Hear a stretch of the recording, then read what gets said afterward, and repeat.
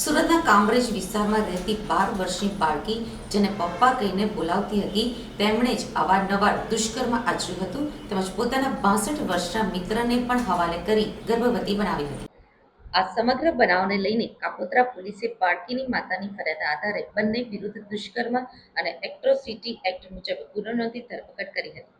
બાળકીને હાલ 5 માસનો ગર્ભ હોય પોલીસે તેના ગર્ભસ્થ બાળકનો પિતા કોણ છે તે જાણવા બંનેના ડીએનએ ટેસ્ટ કરાવ્યા છે. પોલીસ સૂત્રો દ્વારા પ્રાપ્ત થતી વિગતો મુજબ સુરતના કામરેજ વિસ્તારમાં રહેતી અનુસૂચિત જનજાતિની 30 વર્ષીય શ્રમજીવી મહિલા સીમાબેનના લગ્ન તેના જ સમાજના યુવાન સાથે થયા હતા. તેના થકી તે એક દીકરી અને એક દીકરાની માતા બની હતી. જોકે ઘર કંકાસના લીધે વર્ષ 2013માં સીમાએ પતિ સાથે છૂટાછેડા લીધા હતા અને વર્ષ 2014માં તે પોતાના મિત્ર સંજય તાતેરાવ પાટીલ સાથે લગ્ન કે કોઈ પણ કરાર વિના પતિ પત્નીની જેમ રહેતી હતી. તેના થકી 6.5 વર્ષ અગાઉ તે એક બાળકીની માતા પણ બની હતી.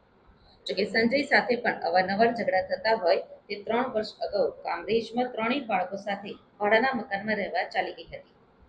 સંજય ભલે તેનાથી અલગ રહેતો પણ ત્રણેય બાળકો તેને પપ્પા કહીને બોલાવતા હોય તે અવારનવાર બાળકોને મળવા આવતો હતો અને રજાના દિવસે બાળકોને ફરવા પણ લઈ જતો અને પોતાના ઘરે પણ લઈ ગયો હતો.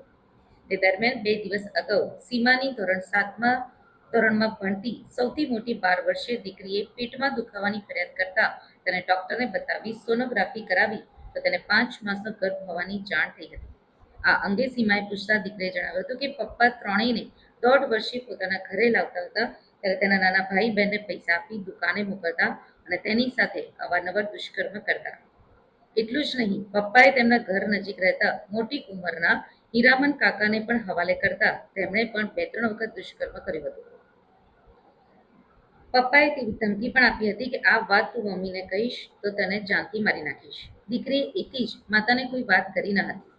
દીકરીની વાત સાંભળી ચોંકેલી માતાએ છેવટે આજે મળસ્કે કાપોદ્રા પોલીસ મથકમાં સંજય પાટીલ અને તેના મિત્ર હીરામન કાકા વિરુદ્ધ દુષ્કર્મ અને એટ્રોસિટી એક્ટ મુજબ ફરિયાદ નોંધાવતા પોલીસે સંજય પાટીલ અને તેના 62 વર્ષીય મિત્ર હીરામન કિશનભાઈ સિંગનેની ધરપકડ કરી હતી.